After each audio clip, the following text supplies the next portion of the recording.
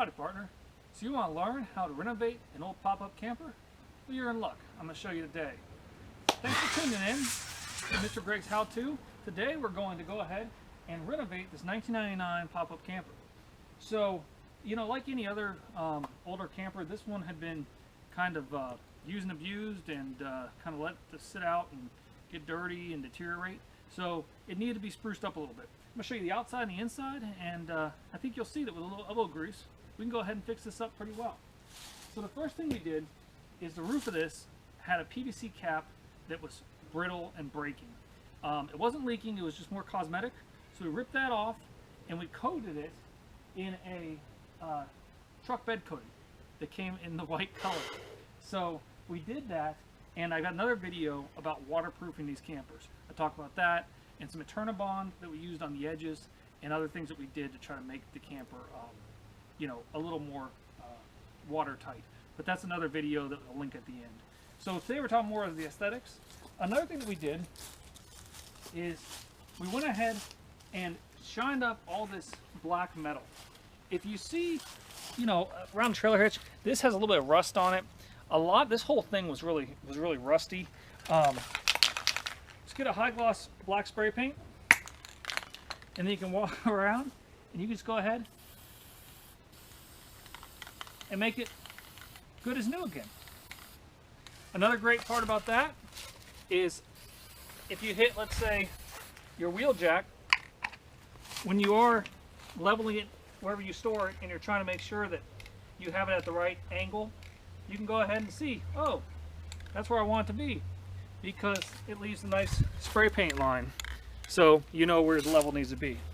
Speaking of level, so what we have installed here is just a little level, and that makes it really easy to go ahead and try to get it pretty level when you're at the campsite.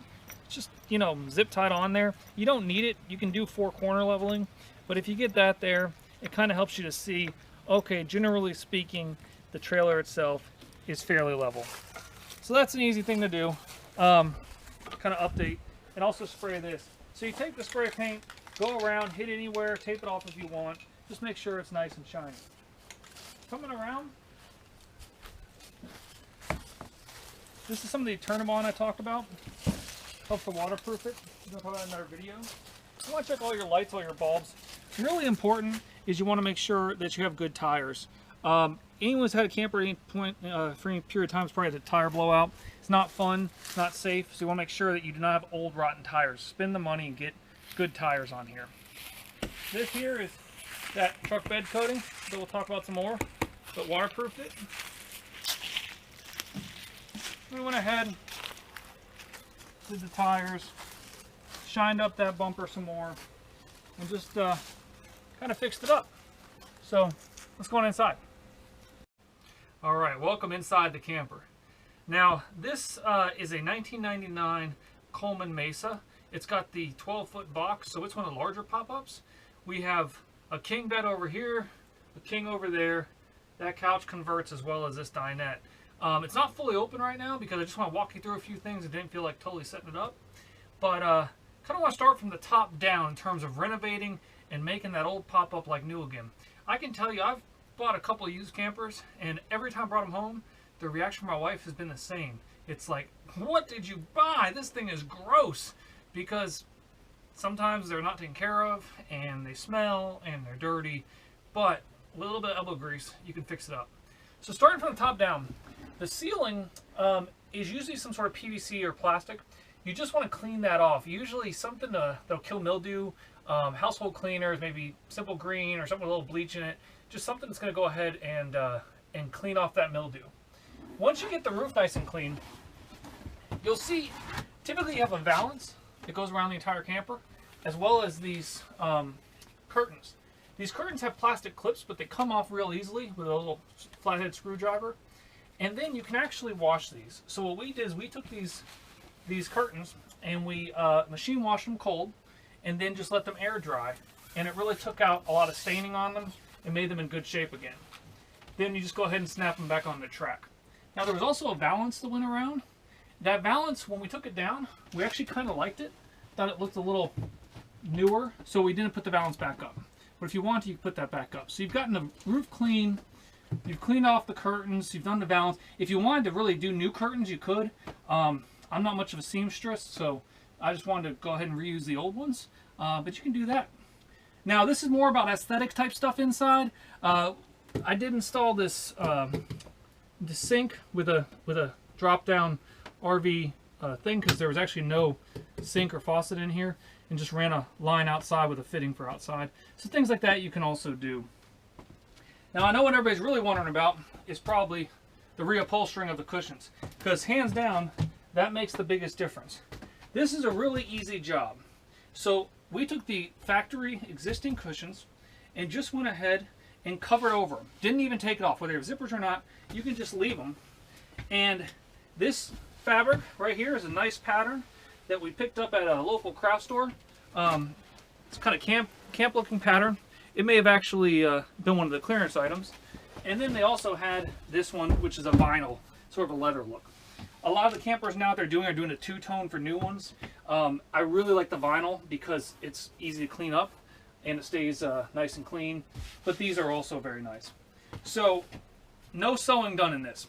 What this is called the Gif Wrapping Method. So what you're going to do is you're going to go ahead and buy your fabric, and then once you buy it, I can show you on either one. You see we've got a lot of staples in it right there as well as up here. We basically just wrapped this like a gift and just went ahead and stapled it shut. Very easy. You just need to make sure you have a really good staple gun. Same thing on this one. Wrapped it like a gift and stapled it. Now you're never going to see most of these parts. So this one here that backs up to here, you make sure the staple is not in the center. You want the staples either to be at the top or at the bottom, so that when it's up against here and you're looking at the back, you only see the smooth part. So once you've done those and you've gotten these nice and covered up, some of the cushions could possibly not have a back. Some of these smaller cushions did not have a back. So what we stapled into, I should have mentioned, was there's a thin piece of plywood in the back here, as you can hear. That's what we stapled into. If they don't have a piece of plywood, you can cut one yourself. These we cut one for, so basically just took the upholstered cushion, cut a square about 1/2 inch to 1 inch smaller than the cushion, and then round the edges because you don't want any sharp edges. So just very thin wood, rounded edges a little smaller, and then went ahead and gift wrapped it as well. And what you end up with is a perfect new cushion. So easy, no sewing, takes about an afternoon, and you can get done. Another trick, while I've got this up, is obviously this is a dinette that comes up and can make it into a bed for more people.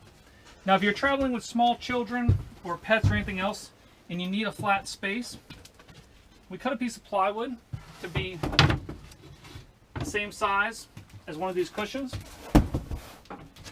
It's very sturdy, and what this does is this enables us to put a pack and play here. So you can go ahead and put this here, pack and plays out of the way, or a dog cage or anything else that you want out of the way. Now obviously you can't use your dinette when you're doing that, but if you know there's not a lot of floor space on any of these pop-up campers, so this gives you a nice flat space that you can put your pack and play or your dog cage or anything else that you need the room for. And it doesn't take up any space.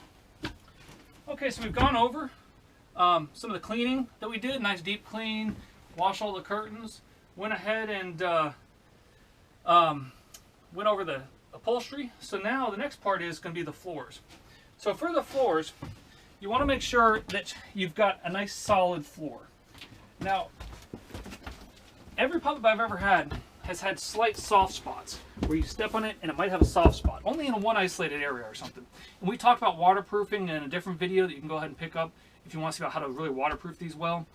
But if you do have a soft spot, what I've found is you can go ahead, as long as it's not all the way through, you can clear out some of the rotted wood, clean it up as best you can, and then use a Bondo multi-purpose epoxy mix that you can put on there, smooth out, sand it out, and usually you can reinforce and stop the rot. So that really works.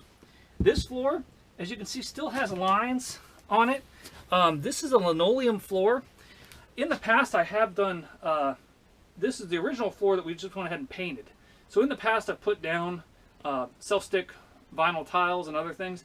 For this camper, we decided to try to match some of the nice blue colors we have here. So this is a porch and floor paint, and all we did was go ahead and tape it off, paint it up, and then not even half a gallon of paint. We were done.